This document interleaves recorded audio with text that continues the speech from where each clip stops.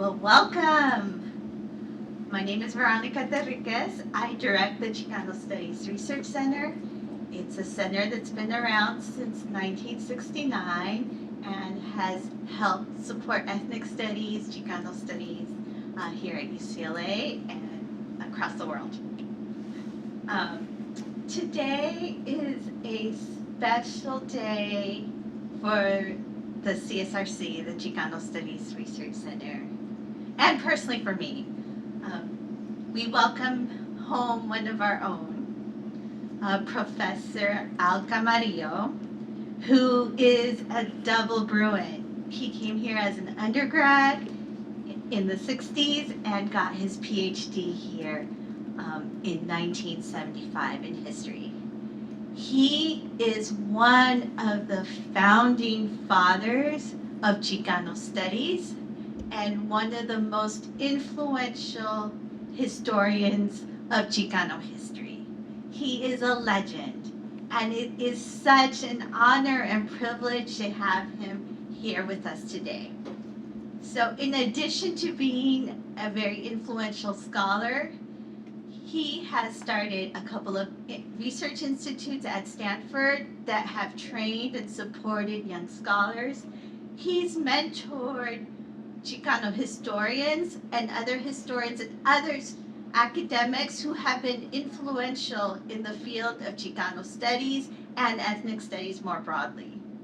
He served as a witness in civil rights cases. He supported some really important nonprofit organizations, and he played an important role in making sure that high school students are going to have an ethnic studies course here across California public schools.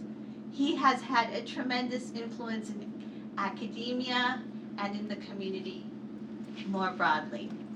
So today we are going to hear about his moving and inspiring memoir, Compton in My Soul. This rigorous, but also accessible and beautifully written book weaves together his personal story with the broader struggles for racial justice in Compton, here on this campus, in higher education more broadly, and across the state. His life, his observations, and analysis offer us so many valuable lessons for today when we're facing a uniquely difficult time. He reminds us to be strong, to be resilient, to draw on our academic training and our privilege to impact change. Compton in My Soul is a testament to a life dedicated to social and racial justice. I'm going to tell you, my mom read the book, and she told me that I needed to be like Al Camarillo. So I could talk a lot about all of his contributions, but I'm going to give him plenty of time to speak because I know people in the audience are going to have a lot of questions. But it's particularly just meaningful. I was here when the CSRC opened. He was here to help it grow. He was here to work with the founders. He was somebody who helped build our field, and I just find so much hope in reading his memoir, and it gives us a roadmap on how to deal with racism, challenging academic situations, a society that sometimes doesn't want to have our voices heard, because he teaches us that we can affect change, we can change our institutions for the better, and really envision a society where we're all welcome. And so if you haven't read his book, it's extremely timely and inspiring. So without further ado, I invite Al to the podium.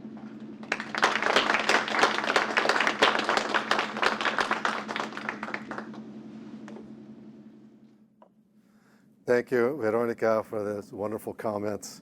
And thank you all for being here. The staff, I want to thank Gabby and Celia and the rest of the staff and that brought me back at this particular point in time to this place that had a tremendous influence on me.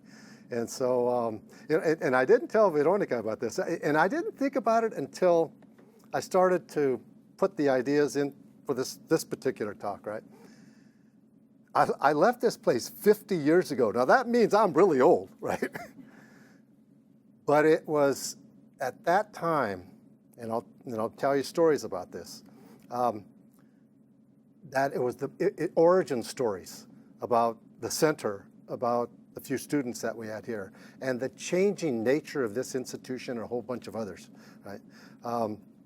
So it's special for me to be here. Thanks again. I see colleagues, some historians and other colleagues that have been part of my journey over a lot of years. And I see students here, undergraduates and any graduate students?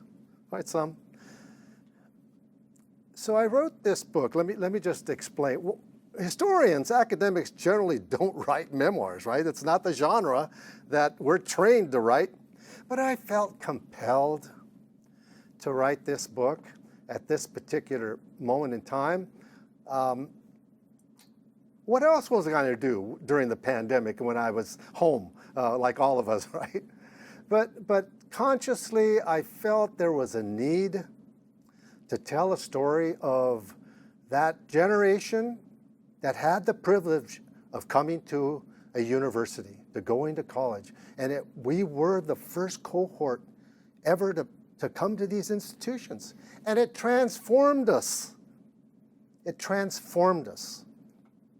And for me, I'm trying in this memoir to tell a story, again, directed to the younger generation, but to anyone that would read it and try to understand a journey of a people, right, told from the perspective of an individual about change, about how, when given the opportunity, when we pushed and people before us pushed to open those doors, and how transformative that experience was. So I'm going to tell you some stories about UCLA. I'm going to take you back a long, long time ago, because when I think about when I started here, and I'll show you some photos of it, it was really a long time ago, right? But I'm going to tell you some stories about Compton, because what shapes me is not only this institution, but what this institution allowed me to do when I took the first ethnic studies courses ever offered in the University of California system in 1969. And it allowed me to understand my life. It allowed me to understand the nature of my family and community and the multiracial experience that I had growing up in Compton during the 1950s and 1960s, right? So it gave me an analysis to understand more broadly things that I just couldn't understand growing up, right? So I'll tell you some of those stories as well. Okay. We're at a particular moment in time, folks, and I don't have to tell you this. This is an assault on social justice, racial justice, on issues as fundamental as equality and opportunity. And it's debilitating. It's every day, every week, we hear more and more. Think about what are some of the cornerstones of this assault and this attack. DEI. Think about the universities, most recently, immigration, immigrants. A huge part of these uncivil wars and this revolution, they're calling it a revolution, right? Trump and his cronies are calling it a revolution. But I want you to understand something fundamentally that as a historian, I immediately put into place as we saw it, what was happening. We've changed these institutions. Higher education went through a revolution itself, that we could create a Chicano Studies Research Center, that we could have all these ethnic centers. We could have a diverse student body, and these folks are going out and changing other institutions in American society. This is one of the cornerstones of their attack, is to push us back to where we were 50, 60 years ago, if not longer, right? So I want that not to be a message of, oh God, not another bad message, but a message of hope and inspiration, right? It is a message of hope and inspiration, because we ain't going nowhere, right? We're here to stay. We've changed these institutions, and we will defend them.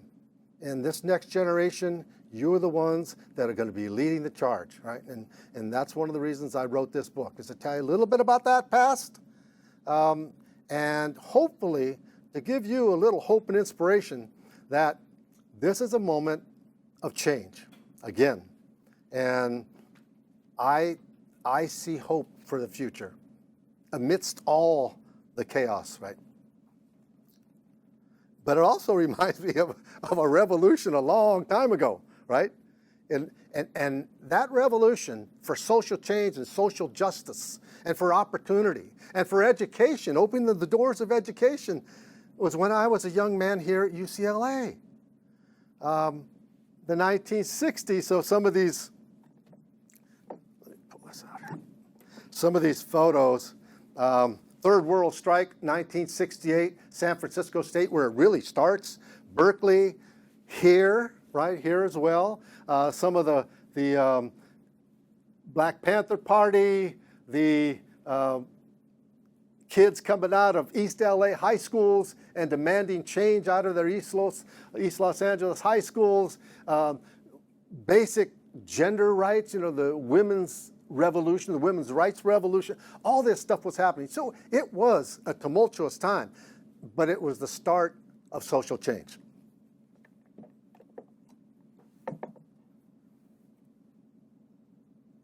So here's some more of these. So UCLA is front and center, right? A lot of things are going on here. There's a strike, and think about this. The entire University of California shut down in spring quarter 1970, anti-war movement. But it was more than just anti-war, it was social justice movements across the board for communities of color.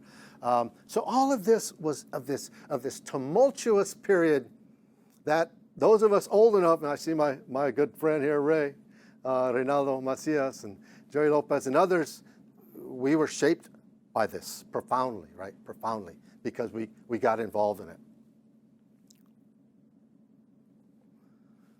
So the idyllic campus of UCLA, right? It seemed a universe away from Compton when I got here in 1966. So pre-affirmative action, I want to remind you here, right? And it was amazing for me as a Mexican kid coming out of Compton to step foot on this campus. But was it really, when I walk around campus today, it's a revolution. Just to give you an idea of the diversity, you couldn't talk about diversity then, right? It's one way to look at it. Sports. The 1965 Bruin football team had 5 black players on it. The national championship Bruin team of 1966 had 3 African Americans on that team, right? This is my estimate. So when I got here, I remember it was maybe winter quarter, there was a report, an article in the Daily Bruin, written by this Mexican-American woman. And she was part of what was eventually the 1970 UCLA Mexican-American study, first big, broad socioeconomic study, political study of Mexican-Americans in not only Los Angeles, but across the country. And she wrote an article about it. And one thing that stood out that I remember from that article, she said, educational opportunity, the doors had been shut to us. And she reference how many Mexican Americans they estimated at UCLA in 1966 when I started, 44, so there were fewer than 50 counting myself and my brother, so I don't count him. And yes, there was almost no diversity. But that would change within a couple of years. With affirmative action, by 1968, we were beginning to see communities of color beginning to form. So I played basketball at UCLA. I was with those big guys. My students at Stanford, when they found out that I played basketball at UCLA, said, well, you know, I was once 6'10", but as you get older, the body shrinks. And they're really gullible sometimes. Not one black player on this team. Isn't that remarkable when you think about this? That was going to change within the next few years, but that was the nature of UCLA and most institutions of higher education at this time. Just to give you an idea of 1960 census, these are neighborhoods in Los Angeles County, so the metro area, shaded by majority neighborhoods, right? So the ethnic group in a particular neighborhood that forms the majority. Majority Spanish surname, almost exclusively Mexican, but not entirely. East Los Angeles, of course, and then historic communities here. Shaded in this blue, majority black communities. So we can see this slide shows you the legacy of decades and decades and decades of racial segregation. The racial restrictive covenants, which bound people to these neighborhoods. They were expanding, but yet contained, right? If you look, here's South Central, right? Here's Watts, Compton, where I grew up. One little shaded area, yellow, the barrio, the historic barrio where I was born. So I'm going to tell you a few stories about Compton. This place here, you know it well now. You know, back in the day, people didn't associate things with Compton. But I'm going to tell you some stories about going up in Compton briefly, about going back to Compton much later, and reintegrating myself in that community. And tell you some stories that are really inspirational too about the place. So Compton, South Central Los Angeles, here was the historic barrio that my family were among the first families to live in, the only section of Compton where Mexicans were allowed to live. And when I was growing up, when I was born, blacks simply were not allowed to live in Compton. It was that stark. You could not live in Compton if you were African American. Few Asian Americans, right? I went to school with a handful of Japanese American students who were the children of the internees, and they were working on farms. Yes, there were farms in Compton at one time, down in this area of Compton.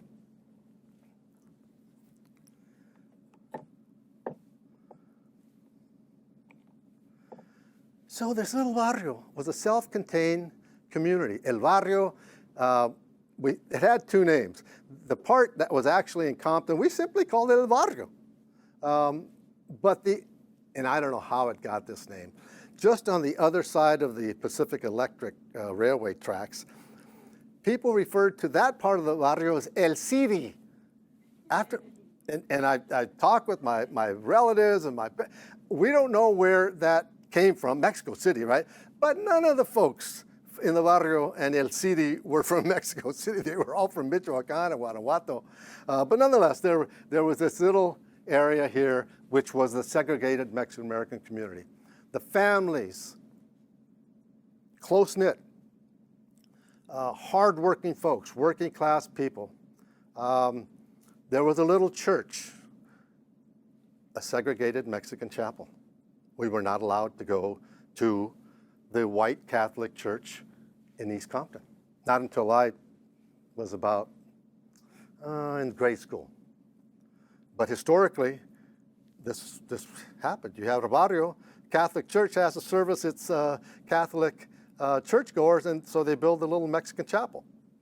So that's where the religious, the cultural, the small businesses, right? The couple of little tiendas, little stores, all within the segregated community. Now we were allowed to go to downtown Compton and shop, but the generational experience was really different for me. That was open. That was relatively open. But my mother, for example, tells a story, and I tell this in the book. When she was a teenager, Mexicans, and there were virtually no blacks, so Mexicans and the few Japanese Americans were only allowed to sit in the balcony, right? So the nature of the segregated society that generation grew up, and I saw the end of it, right? I saw the end of it, and I experienced it in an interesting multiracial way. So, how did I get that multiracial experience if I grew up in the barrio initially and something happens when I'm in the 3rd grade? We live next door to the church. And the church decides, because the congregation is growing, right? The parishioners are growing, they're going to build a new church. And they say, we need to buy your property. You don't say no to the Catholic Church when they ask you. So we sell our home and we move to, it's called Richland Farms, this part of Compton. And it was amazing because in the creation of that city, the founding fathers, Mr. Compton, says that this area of Compton, regardless of whether it's change in post-World War II, Compton and Los Angeles, should remain fairly rural. So you could raise animals in your backyard, bigger lots, and farming. There were farms. So we moved to Richland Farms at the edge of Compton. So you now know it as the Artesia Freeway, that big industrial park that sits right below Compton. That was all open land, right? So it was like moving to the country, practically, for us, moving from the water to Richland Farm. But more importantly for me, at this time, the racial segregation is fortifying. So the first black families move in to West Compton in 1947, 48. In 1947, California legislature decrees that racial restricted covenants, and later with the U.S. Supreme Court, they're not enforceable. And neighborhood associations to keep people of color out are not enforceable, they're illegal. So you see the first African American families penetrating West Compton, right? And that's going to have a huge impact on me. Oh, so let me go back to this one here. 1962, realtors in Compton say, wait, we can't stop the flow of black folks into West Compton, so let's divide it. Right down the middle, right where the tracks were, the railroad tracks. We'll let Compton, West Compton, be black and brown, the barrio, and as blacks are moving in from Watts, so Watts, they're moving into these neighborhoods. But we're going to keep East Compton white. And we're going to build a school, only 2 high schools. They built a high school up here, not surprising, 1957 Centennial High School. It's not in the records, but it's supposed to be the black school, and it does become the African American high school.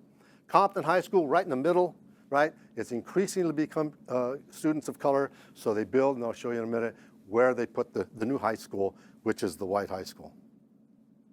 All right, so just to give you an idea of the change.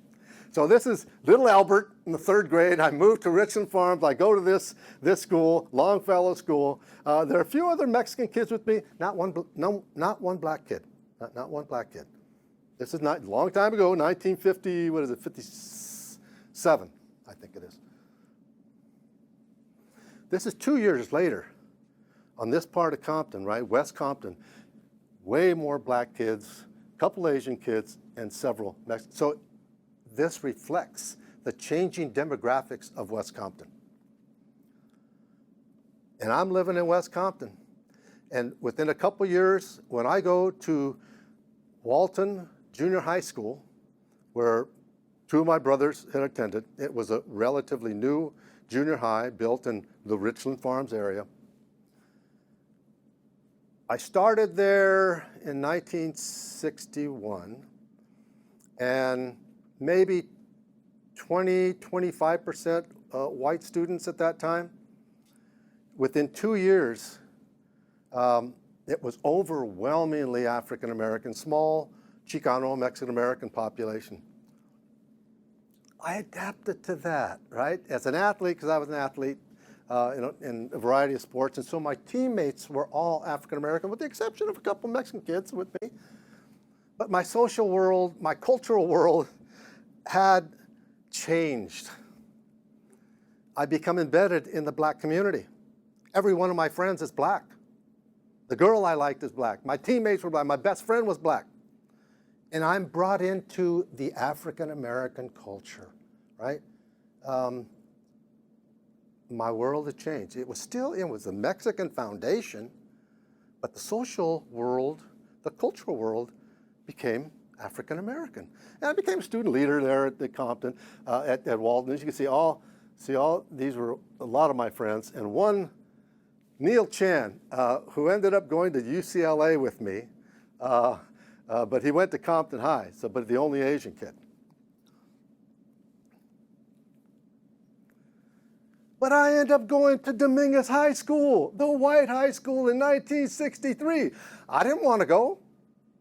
My oldest sister, bless her heart, Rita, she had enormous influence, 17 years older than me, and she didn't have children, so I was kind of like her brother and her child, and so she was looking out for me. But Rita also had grown up in the era of mass assimilation, right? She was güerita, she was very light, she could always pass. And so, I didn't know this at the time, she had a conversation with my parents. She was concerned about me because I only had black friends. And only later did I realize that when she actually told, I was getting too black, right? Motown music, some of my language, right? Shaped by my inclusion into black community. She said, we need to move. They hadn't planned to move. My parents had not planned to move. But she said, we need to move so he can go to Dominguez High. Because I didn't know this at the time. And I said, I ain't going. I'm staying with all my friends. I'm going to Compton High School like every one of my brothers and sisters. You don't win those fights when you're 15 years old. So we move, and I go to Dominguez High School, the segregated high school. I get there 2 weeks into the semester, right? I don't know anyone other than the football players, because you start 2 weeks earlier for football camp. So I know the football players. That's all. I'm called into the vice principal's office. I knew you do not want to be called into the vice principal's office. They get me out of class and call me into the principal and vice principal. And I'm shaking like a leaf. I didn't do anything. I didn't get in any fights. I didn't have any altercations. And he says, welcome, Mr. Joseph. And he had been in the Compton Unified School District for a long time, so he knew some of my brothers, two of them who were really outstanding football players, scholarship players. And he said, well, welcome to Dominguez High School, Al. And I said, I was waiting for him to kind of unload on me whatever he thought I had done. He said, we knew that you were a student leader at Walton, and I think you should run for sophomore class president. What? So my response, of course, I was shocked. I said, I don't know anyone other than the football team here. He said, well, think about it. I ran for sophomore class president and I won. I think it was a rigged election, however. How could a kid that came from the West Side go to the segregated high school, Mexican kid, and who knows? But you know what it did? It integrated, helped, and this is, I'm sure, what was part of it. It integrated me into that white community in another way, because now I was on a student council. I was, interacting with juniors and seniors and sophomores, all white, right? All white. and it gave me entree to being a part of this community, of which I became fully integrated, right? Fully integrated.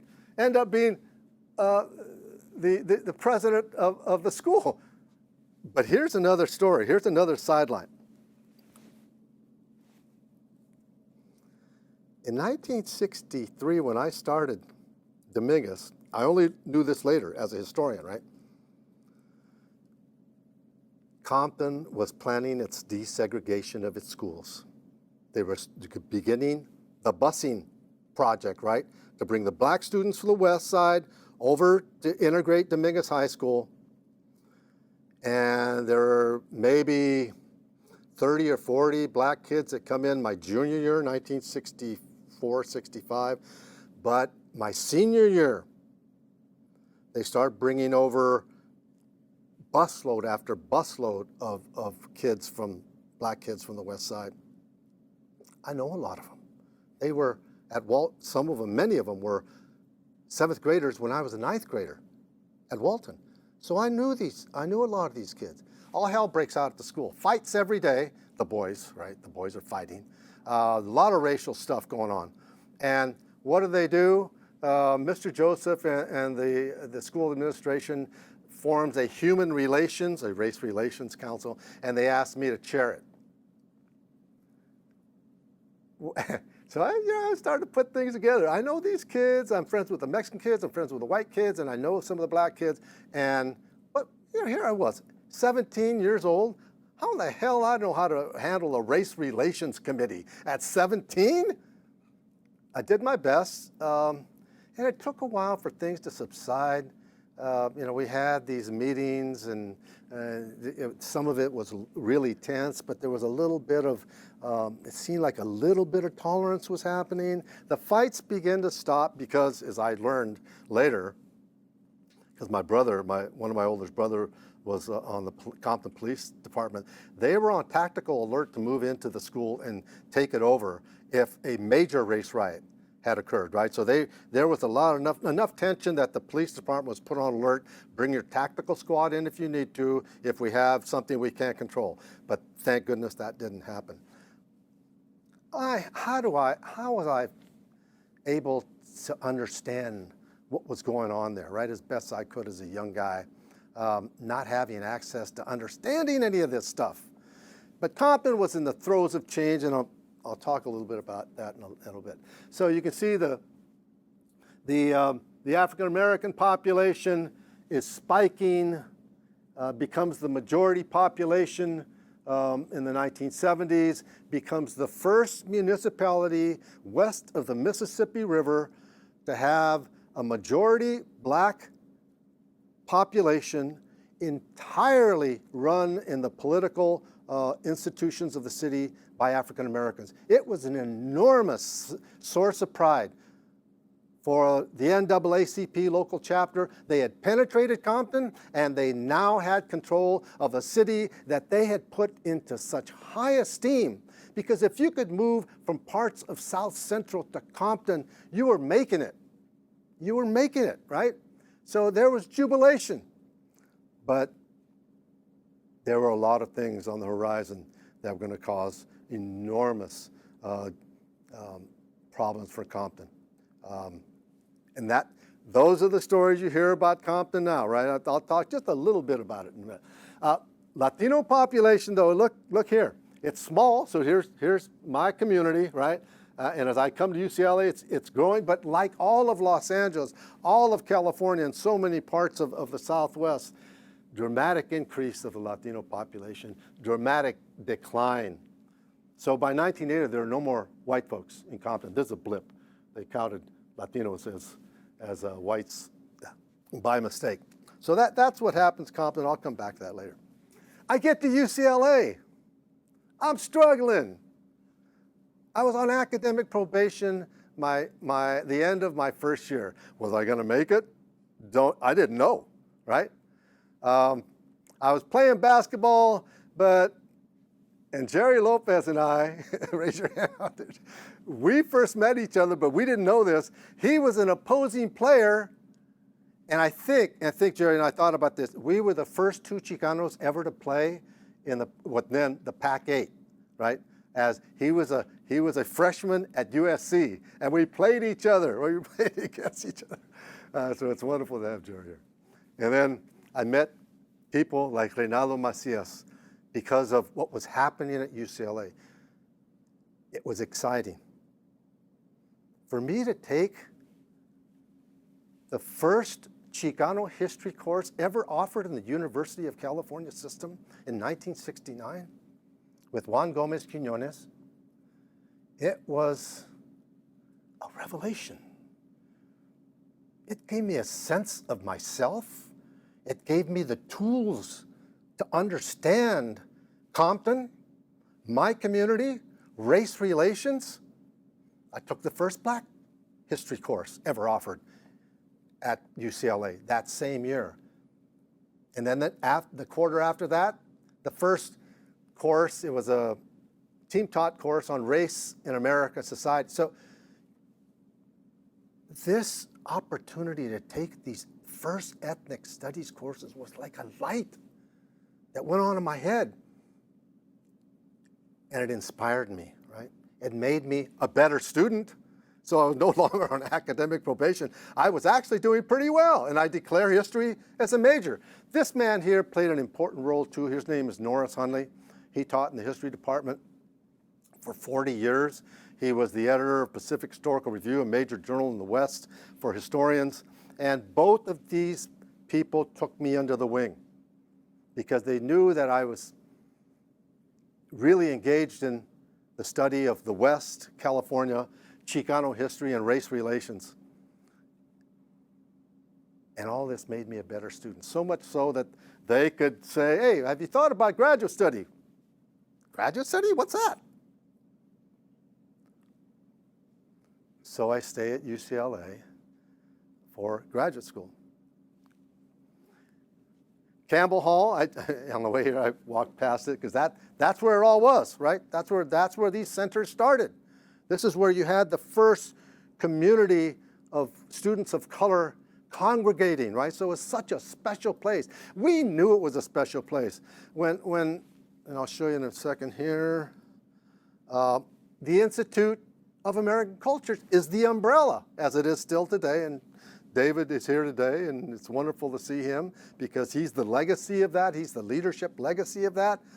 But that would be the institutional infrastructure, if you will, for ethnic studies at UCLA. And UCLA was on the forefront, right? Berkeley was doing this too in San Francisco, but UCLA was doing it in a major way, right? Profoundly important way.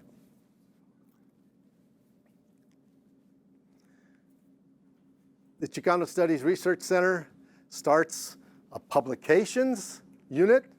Reynaldo Macias, again, this is where we become good friends.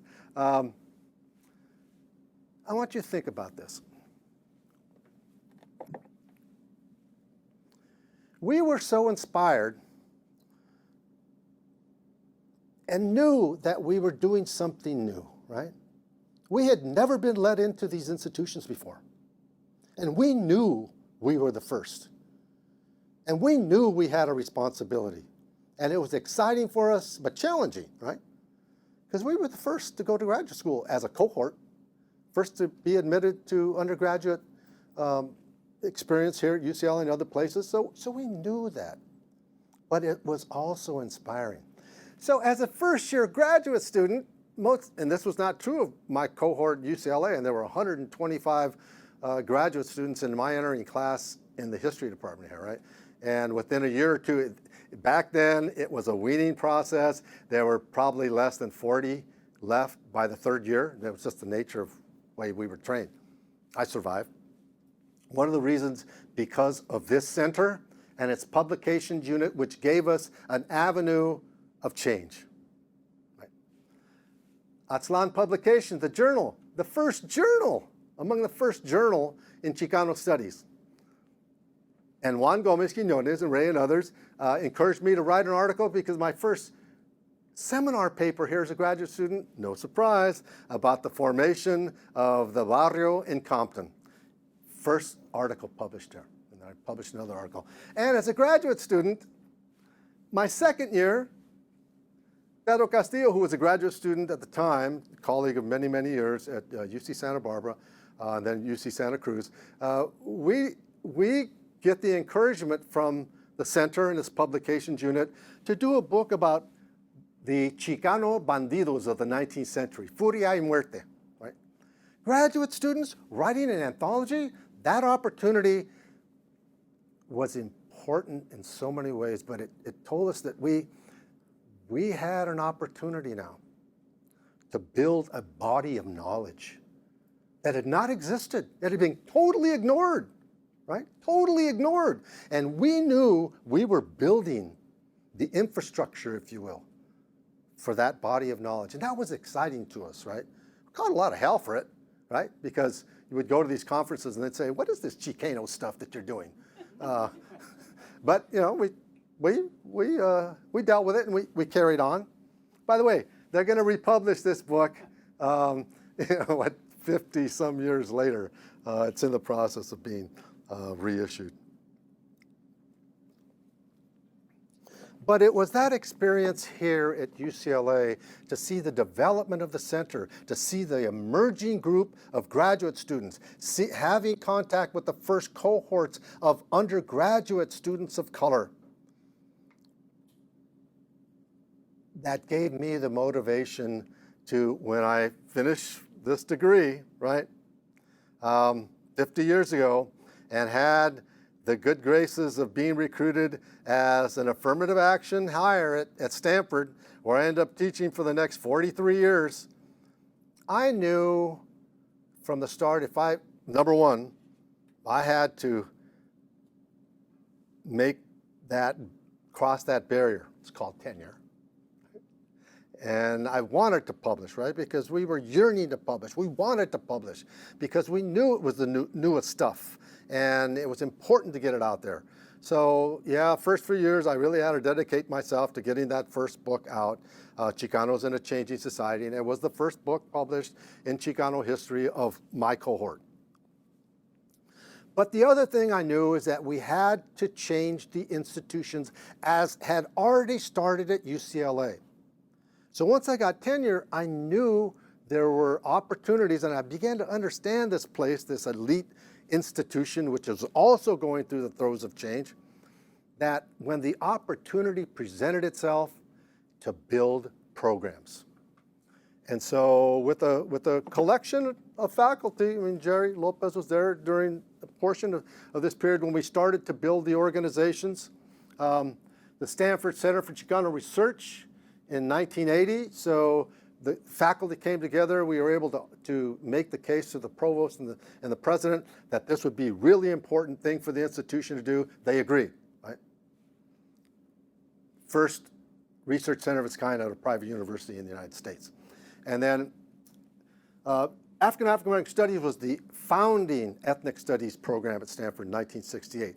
There was a Chicano Fellows program, but it wasn't a faculty taught program. It was for graduate students because at the time in the 1970s, we didn't have many faculty. I was only the sixth Chicano faculty member hired at Stanford in 1975. But we had a fellows program where graduate students taught. And then years later, we found the Center for Comparative Studies in Race and Ethnicity, the first comparative race and ethnicity center of its type in the United States. And I was involved in that too. I became the first director. So the point is, my generation knew we were carrying on for that generation that struggled mightily and sacrificed so much that we could have the privilege to go to a college and maybe even become professional, maybe even get into being members of the faculty. Unheard of for the previous generation, right? And a lot of us took that to heart because we knew that would be important for changing the nature of the institutions. Part of it was, though, let's see, how are we doing on timer? 1980, we start the Center for Chicano Research at Stanford.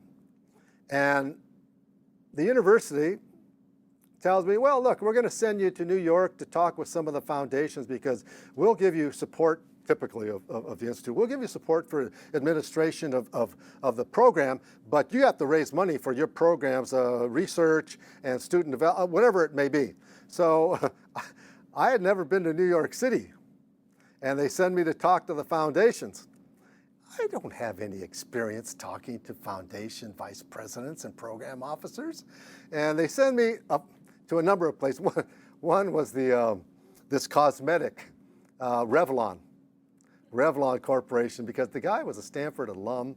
And I meet with the president. And the first thing he says to me, he says, "What is Chicano?" It didn't go very far. I didn't get any money from the Revlon Fund. But you know what? One of those organizations that I met with had just appointed the first Latino program officer in the history of the Ford Foundation. And he was given a mandate to see what he could do to help facilitate the development of Latino studies. And when I talked with him, I said, you know, we're trying to raise money for the Stanford Center for Chicano Research. He said, have you thought about other kinds of Latino groups that you could work with? We hadn't, right? Because we were very nationalistic, right? We think about Chicanos of the West. He said, there are some people you might want to talk to. The Center for Puerto Rican Studies at New York, one of the City University of New York, Frank Bonilla. He said, have you talked with any other colleagues from other institutions that do Chicano studies? So what was Bill Diaz, the program officer, telling me? Go out and talk with these colleagues. See if you can come back to the foundation with some program that builds cross-Latino groups into your research program and your student development program and the like. Then we'll talk. So I meet Frank Bonilla, and first time I'd ever met with Puerto Rican scholars in New York, and he was a wonderful guy, becomes a dear friend.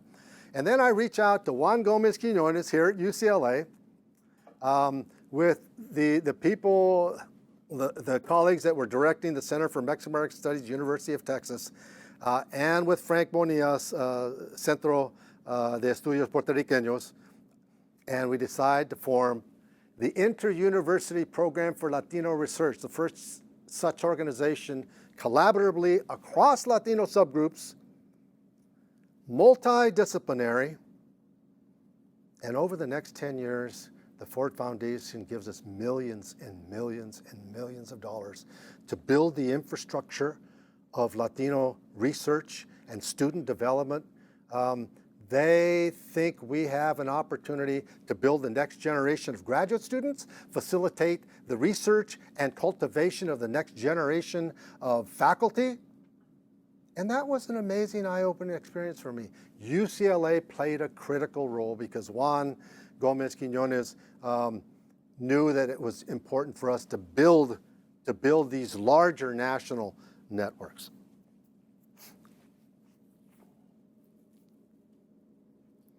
Veronica mentioned that I had an opportunity to be invited by the Jose Medina, who was leading the charge to have ethnic studies included into the curriculum for all of our students, right? And I didn't realize at the time, I knew it was relatively new, but it went back 20 years. The first attempt to do this, it was by Latino legislators, right? All unsuccessful. This time, it looked like all the ingredients were there. And when I gave that testimony and thought about the testimony that I was giving to the Assembly's Education Committee, it was like a flashback to UCLA days. It was also a flashback to Compton because beginning around 2000, I decided in my own research and for lots of reasons to go back to Compton to reconnect with my community. First and foremost, because my oldest son ended up started his teaching career there in a middle school in West Compton. But that re-engaged me. So all these things were flashing in my mind about institutional change, about the ways that we could have an impact on the education of all of California's students, not just Latino or Black students or Asian American, Native American, but all California students. And this was the opportunity to do that. Now we know it's being countered in so many ways across the state, but it's going to be included, right? As far as we can determine at this point, it's going to be included starting next year. And for me, the bottom line was, and for about close to 14 years, I had been involved in bringing ethnic studies into 2 local high schools in the Bay Area. I've been working with the teachers there, and I was seeing it all over again, whether it was white students or Black students or Latina students or Asian American, they were being affected by the introduction of this curriculum in ways that brought it back to me when I was here. And I said, if we can do this for a subset of California students, we're doing such an enormous contribution to a diverse democracy in the 21st century. If we can get our students to at least understand one another better, to understand their history, to be able to hopefully build bridges across and between groups, that's fundamental to who we are as a society. I would argue some of the best things that we are as a society, right? That these ideas about equality and social justice and multiracial understanding, multicultural understanding, those things, if we can help facilitate that, that's an enormous leap forward, right? So all these things came back to me. Then I thought, and I'm so glad that Mark and Abigail are here, because when I reconnected to Compton, I saw another side of that city that had been so assailed in the media, right? The gangs, the violence, the blood, the guts, you name it. That's what we read. And that's what I was reading up north in the newspapers when I started to do the research. And I said, I just knew instinctively as a historian and as a resident of that city growing up, there's got to be a different story to this. It's not all this blood and guts. And as I stuck my nose in there deeper, and my son taught there for 8 years, and I got to know some of the people, there was a different story about this community. It's a story of resilience.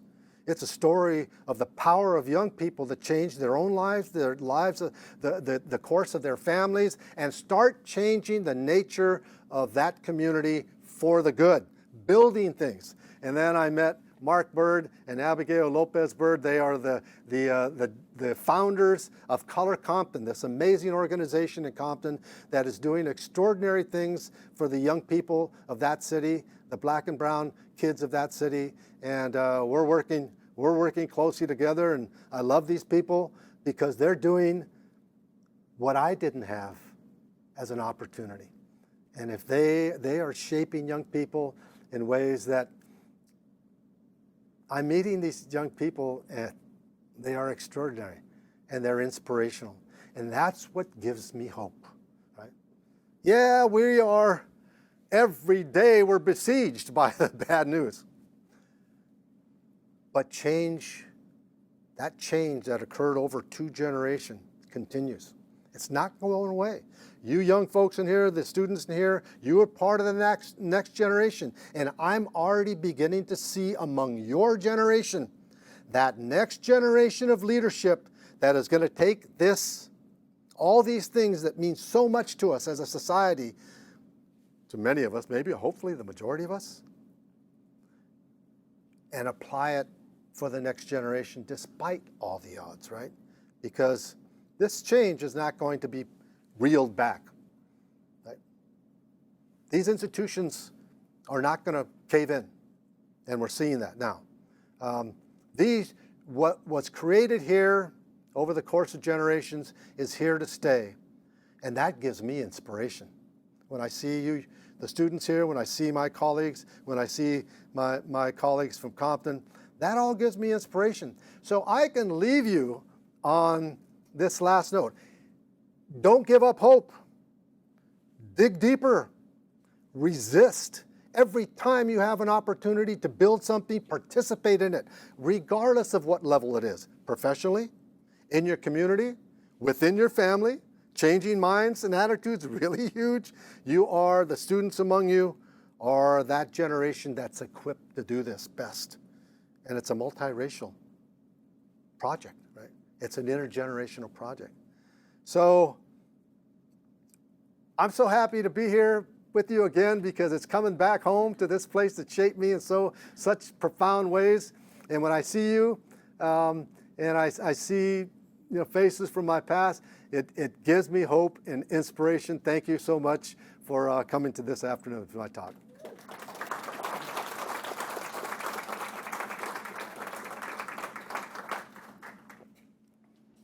Thank you, Professor Camarillo, for sharing your inspiring story and giving us a message of hope. To provide commentary, we have Professor David Yu, who is the Vice Provost for the Institute of American Cultures. He's also a Professor of Asian American Studies and he's also quite a giant in the field of Asian American Studies and history. So he is going to provide a few comments. And I also just want to say that David is the person I report to, and you're very lucky to have somebody who is also very committed to building multiracial justice here at this institution.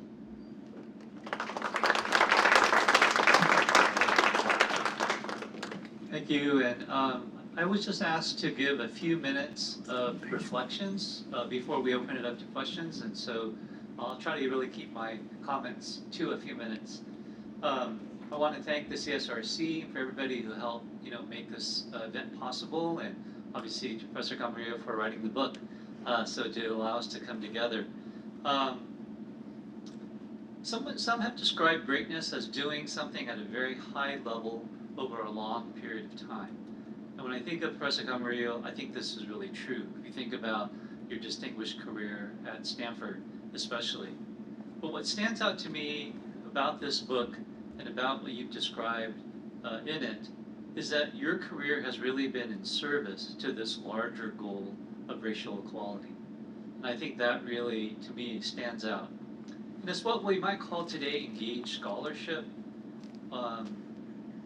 which is, I think, really a way of saying that the research that we do should be relevant and should benefit our society, and especially for communities that have been underserved and understudied. And at UCLA, we frame that in terms of our public mission, about who we are. And I think that Professor Camarillo's career has clearly demonstrated that it's this false equation that some people have made, that if you are committed to ethnic studies, then you're not committed to excellence, that those things are opposite. And that's clearly not the case if you think about his career. So I think that's one of the things I wanted to raise. The second theme that I see that really comes out from the book, and I see a lot of the copies of the book out there, so that's great. If you haven't had a chance to read it, I think another theme that really comes out is the theme of community.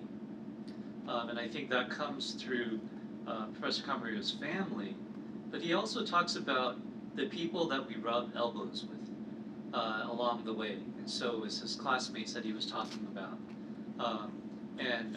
You didn't talk about how you said you were on the basketball team, but I'm sure you were the star, right?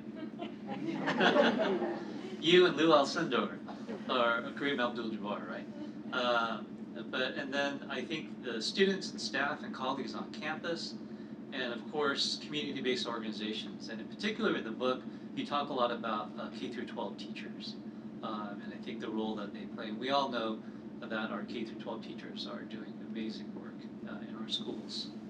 And of course, Professor Camarillo is generous and quick to share credit. But I think the main point about community is that if we're going to really affect change and be able to sustain it, we have to do so within community. We can't really do it by ourselves.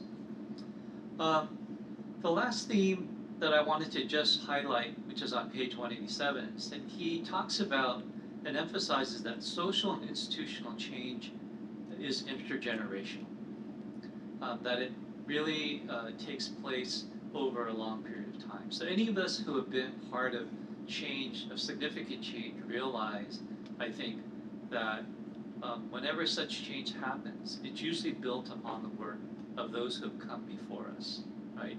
and people who have sacrificed and struggled. And I was thinking back to my first teaching position at my previous institution, and I happened to be there where for about 5 years we really worked to establish in the late 1990s a Department of Asian American Studies. And so that was a really exciting time. Of course, we spent like 5 years doing like it seemed like endless meetings. We were able to mobilize students to sign petitions and do all that kind of work. But what I realized I was really fortunate to be there because we had enough critical mass to push that through. But really, people have been working on it. Hundreds of people have been working on that project for 25 years, back to the early 70s. And so, to me, I really recognize that, I happened to be there when we were able to push it through, but it was really built on those who came before. So this notion of change being intergenerational, I think is really an important piece. As a historian, Professor Camarillo, of course, traces change over time through the narrative thread of his life experiences. And so you could argue that this book is about one individual, but of course it's more than that, because it's about all the other people that that thread is interwoven with, right? And so I think that's the advantage of telling that story.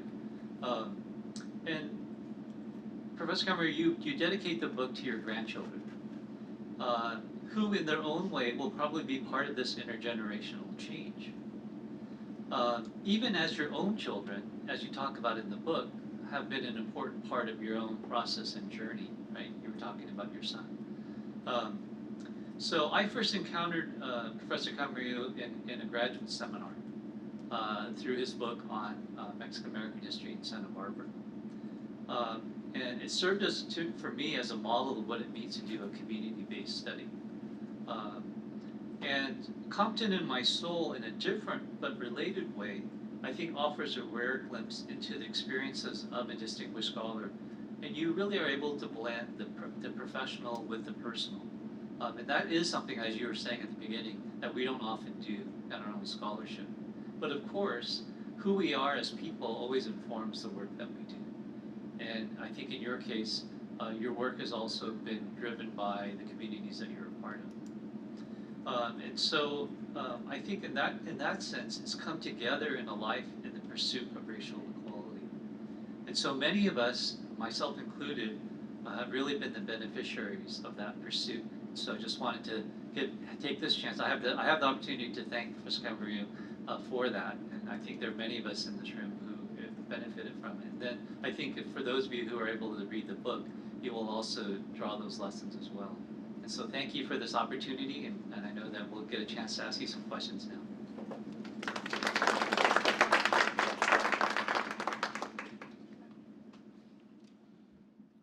Thank you, David. It's always special to have a friend and colleague say nice things about you, right? I pay him a lot to do that, by the way, whenever he... But we have time for some Q&A, and look, anything goes. Whatever, I touched on things very briefly. If you want me to talk more about those, or you have a different question, whatever makes sense. Yes, please. And your name is? My name is Priscilla. Excuse me. Hello, my name is Priscilla. Thank you for sharing your book with us today. I was curious to know if you can share a little about your early days teaching Chicano studies courses. What have you learned from your students when you first began teaching Chicano courses? So the first Chicano studies class that I taught, we had this conversation, and I shared a little bit of advice with a student here before we started. I had the opportunity to, after the first year of graduate study at UCLA, I was burned out, quite frankly. It was intense. I was burned out. I needed a little time, right? And I didn't take any time between undergraduate and graduate study. So I basically finished in the summer my undergraduate degree, and a month later started the graduate program here. So I burned out after the first year because, you know, we didn't have a whole lot of experience with graduate study and realizing how intense it is. And it was a difficult time. So I had the opportunity to teach a course, two courses at UC Santa Barbara for the year 1971, 72. And, you know, for me, and this goes back to the point I made to you, I didn't really know what it would be like to be a faculty member. And that was my first exposure to teaching, because when I was a graduate, the first year graduate student, I wasn't a TA, so I had not been in a class with students. But seeing with those students, and I saw it year after year, decade after decade as I taught these courses, that if you could muster a good course, right, with the good materials, good resources for the students to learn, you too can impact their lives as I was impacted earlier, right? So that first experience of teaching those Chicano studies courses, it nailed down my future, because I wanted to be a teacher and I also wanted to publish. But seeing those students impacted by what I was teaching and what they were reading and the experience of that class, that was motivation for me then to say, oh yeah, I'm in this all the way.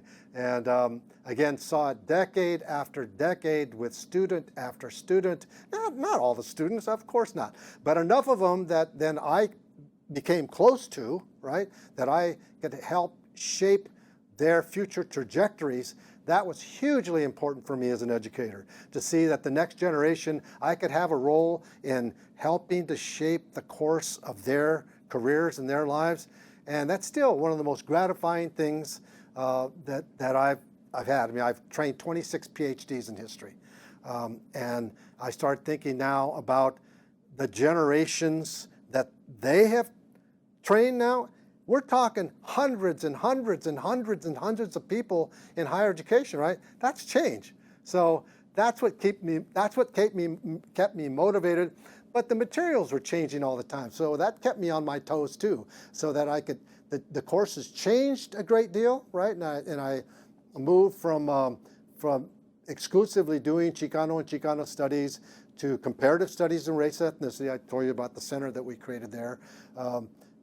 A team of us taught that course, and so that became a hugely popular course at a place like Stanford, right? So there were literally hundreds and hundreds of students that were coming to these courses rather than 20 or 30, and so that kept me going as well as the teacher part of it, but as the mentor part of it, and then seeing the impact that what they read as the researcher and author, that gave me the inspiration too.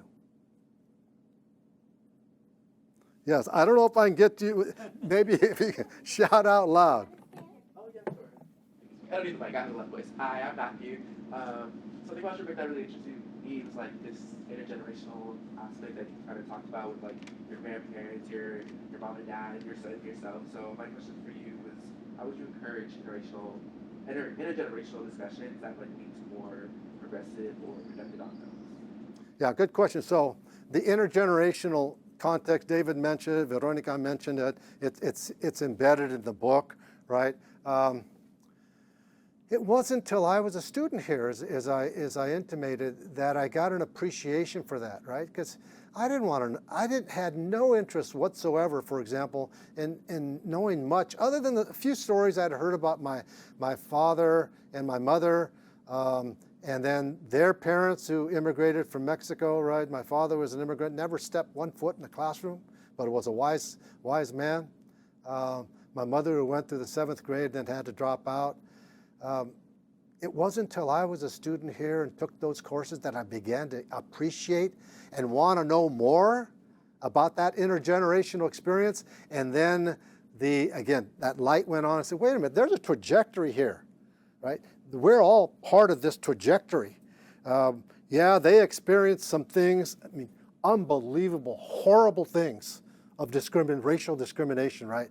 Which I learned more about and I documented. But then my generation, I knew that there was change, right? So that's part of your question.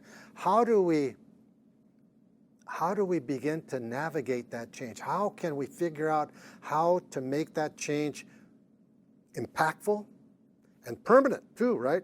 Because that's the other part. How do we change society? So as a historian, I got the big picture, right? That gave me the big picture. But you have to do it at a micro level, whether it's a university, a community organization like Color Compton, or any number of nonprofit organizations. I mean, they're everywhere, right? And they are part of that intergenerational legacy being built, under attack right now, profoundly, right?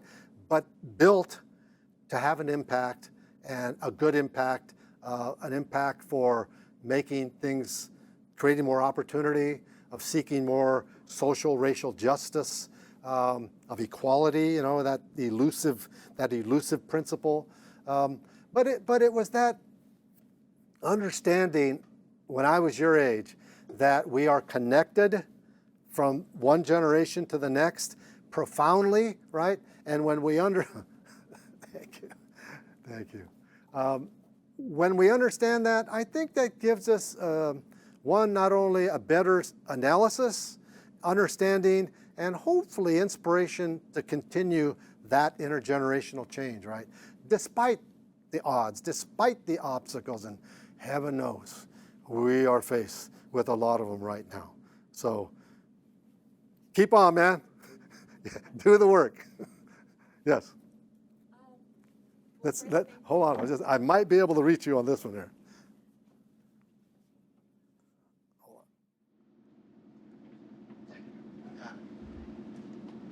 Thank you so much for sharing with us. In regards to you talking about the changes in racial demographics in Compton going predominantly white Americans to African Americans, can you discuss how the intersection of both Mexican Americans and African Americans maybe shape your perspectives of racial dynamics, or if you ever felt caught between the two different worlds? Yeah, good question. This multiracial sensibility that I just feel so privileged to have had in my experience, first in Compton, right? But not understanding it as I suggested, it shaped me really profoundly, because though my work, academic work, and my institutional building work was focused initially on Latinos, right? So Chicanos, Mexican Americans, other Latino subgroups. The multiracial thing was always part. That's why I named the book Compton to My Soul, right? It's a part of my soul. And it was as I started to branch out at a place like Stanford, and with the inter-university program Latino Research, to see how unbelievably important it is to cross those barriers. Lots of us have not had those opportunities to be able to build those relationships across group.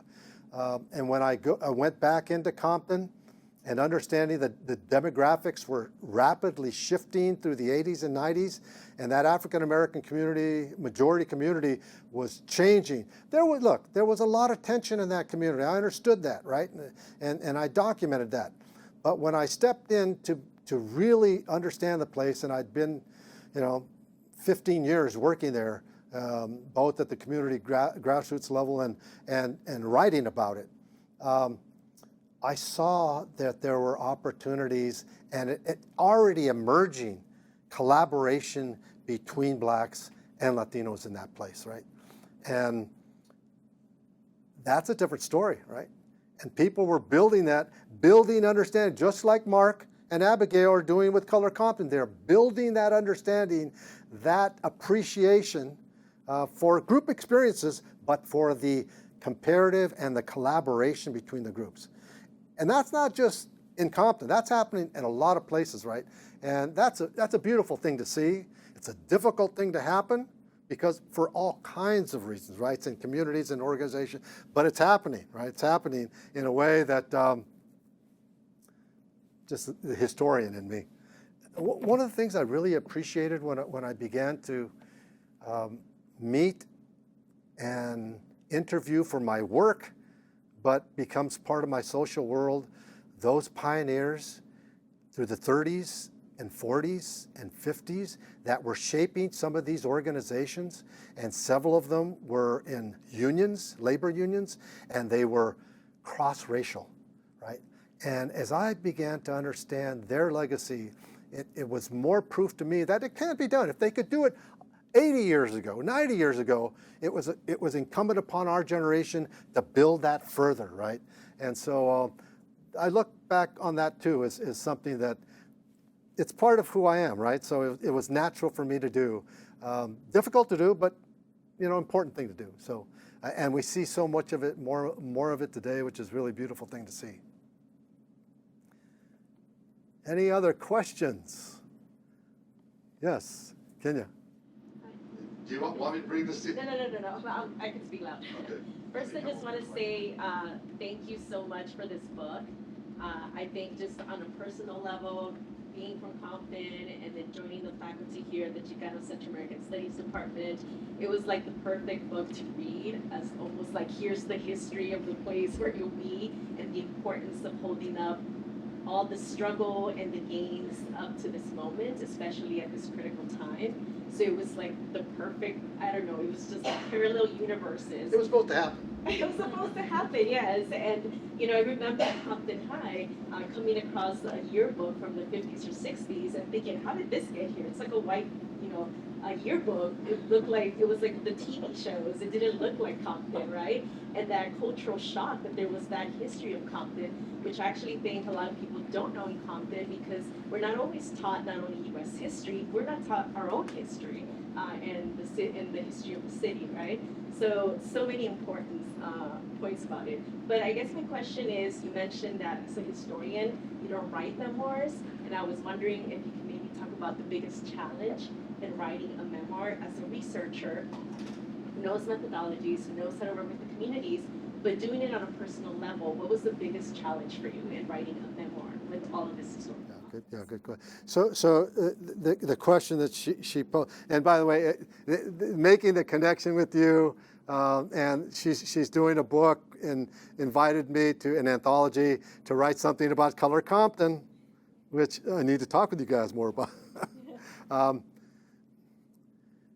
Shifting as an academic, we're not taught to write in the first person for the most part, right? Humanities a little different, literature of course different, but not as a professional historian. We're not, in fact, we're taught not to write that way, right? So it was a challenge to break out of that mold and always contesting it. Good editor always helps too. But when I could fall back into my mode as a storyteller, which is historians are storytellers, right?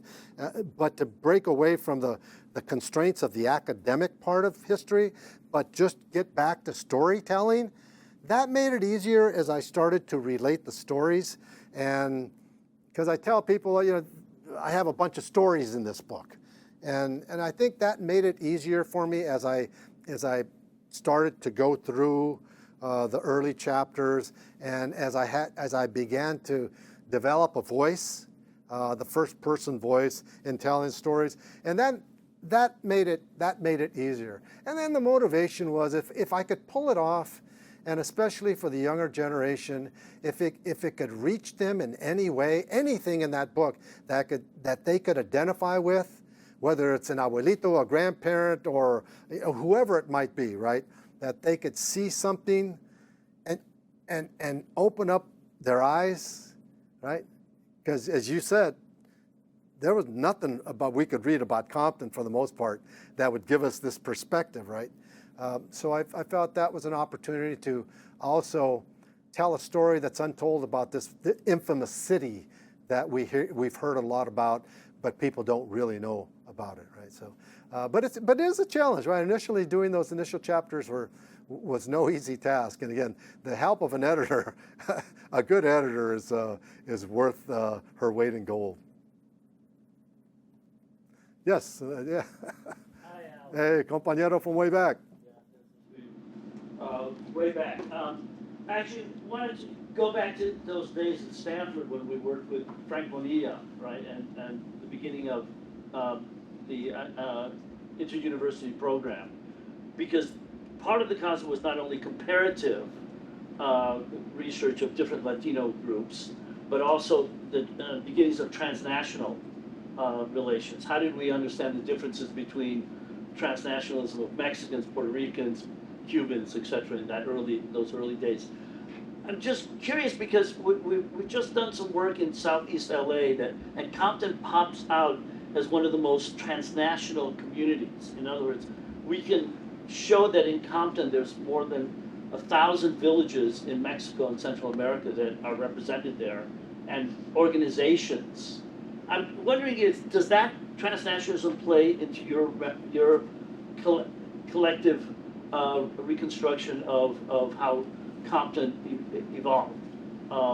You know, the Michoacanos, the Jalisco organizations, these various different types of migrations into Compton in particular and Southeast. Yeah, no, good, great. Thank you for coming. It's good to see you after all these years. Yeah, so we go back to Stanford when we were involved in some of the early programs of the Inter-University Program for Latino Research. A couple points about the transnationality issue. As I intimated in my comments about going to meet Frank Bonilla and at the Centro de Estudios Puertorriqueños at City University of New York, it was my first opportunity to have a conversation with Puerto Rican brothers and sisters. There, the transnational was always present, right? Always present in their work. Those of us that did Chicano history, yes, we talked about the migration experience. Those are the historians that talked about the migration 100 years ago forward, and then the plotting of communities here and all the. But by the 1990s, it was clear that we couldn't write that history without thinking about these transnational communities because everything got more complex, right? South Central Los Angeles communities, African American and Latino, you can't talk about Mexican Americans exclusively, right? Because you got to talk about the Central Americans, South Americans, and depending what city you're going to in the United States, you have to talk about the complexities of that transnational migration and influences constantly impacting. And I think only now people are writing, and at least the historians are picking up on that as a fundamentally important part of any analysis that you do. Because in this book, I don't write about, had I had more, by the way, they made me cut 20% of my manuscript back. That hurt. That really hurt. There was a little in there about that. But, you know, that's what publishers do. But yes, in a place like Compton, but in so many other communities, you have to talk about the complexity, the multiplicity of groups and their migration, their transnational, transcultural, the multicultural, the intercultural, the intersectionality of all those things. Makes it more complicated, but it's the nature of these communities today, right? So good point. How are we doing on time, Veronica? We have 5 more minutes. Okay. Any, yes? It's good to see you, Al. Likewise. Thanks so much for coming. I'm just curious to know, would you be motivated to write a memoir about your time at Stanford? I mean, LA is fascinating, obviously. I mean, it's what I work on, and your story about the multiracial complexity of Compton and coming to UCLA during the student movement, the Chicano movement. I mean, that's amazing material. What was it like to go to Stanford after all of that? There was more in the original manuscript about that. One of the things I tried to take out was a chapter that dealt with some of that, right? I began to see at Stanford the same thing that by the time I left UCLA, the impact of the change, right? Across the groups. So it was within these communities that I now, as a faculty member, young faculty member, right? I'm still in my 20s. So They always thought I was a graduate student, by the way, the first 7 or 8 years there, because I was young, right? I was 26 when I started at Stanford.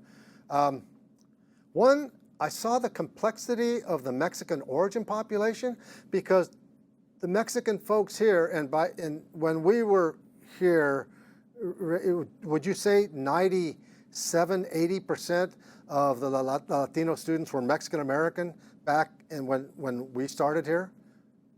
It's got to be. I mean, it was over 90%. The thing about it is that the Guatemaltecos and some of the other national origin Latinos were in predominantly Mexican barrios. Right. So in some ways they were binational in terms of their origins. So this very hard distinction that we make today between the different national origin groups wasn't as big a thing. It wasn't. Where it was in the mission area in San Francisco, where it was predominantly Central American Latinos of the multiple national origin groups there. And so there wasn't as much of a Mexican imprint. But the thing about it, I mean, there were 60,000 Cuban Americans in the late 60s in LA, and almost the same number of Puerto Ricans in LA during that. And no one identified them. Well, other than their own communities, they right? were identified.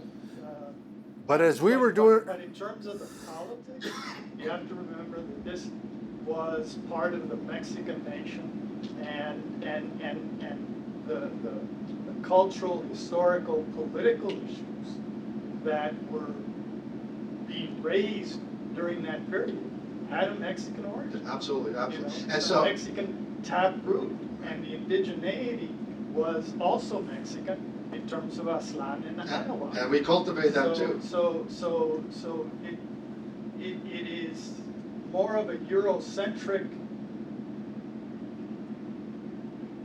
frame to do the current national origin identity formations that try to simplify that history and those relationships. And the politics of today. That makes it very difficult to. yeah, no, I agree. So Eric, one of the things that opened my eyes was when I go to Stanford, half of the kids of the Chicano kids are from the Valley of Texas, right?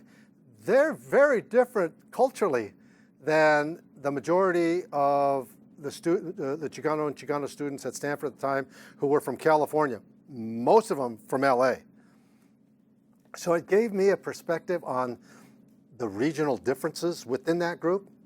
And as I got to know the African American students, or the black students that were carving out for themselves at the same time a place for themselves, right? And seeing how both similarly but in ways different, they are moving their cultural stamp on campus vis-a-vis the other students. Asian Americans doing the same thing at the same time.